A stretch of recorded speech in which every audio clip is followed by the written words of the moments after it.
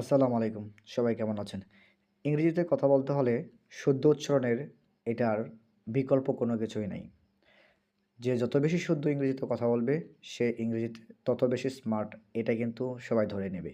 তাই শুদ্ধভাবে কথা বলতে চাইলে আপনাকে প্রনাউন্সিয়েশন এর রুলগুলাও জানতে হবে। ঠিক আছে? ইংরেজি শব্দকে আরও স্মার্ট এবং নেটিভ স্পিকারদের মতো উচ্চারণ করার জন্য এই নিয়মগুলো খুবই গুরুত্বপূর্ণ।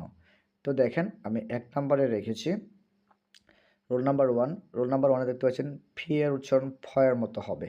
শব্দের শুরুতে পি থাকলে তার উচ্চারণ প না হয়ে ফ এর মতো হয়। কখন এটা হয়? যখন এটা শব্দের শুরুতে থাকে। ঠিক আছে? এখন দেখেন যদি শুরুতে না থেকে পরে থাকে তাহলে কি হবে? দেখেন ফেইফা, ফেইপা। হুম? এই যে পরের যে পিটা আছে, এই পরের পিটা কিন্তু স্বাভাবিকভাবেই উচ্চারণ হয়েছে।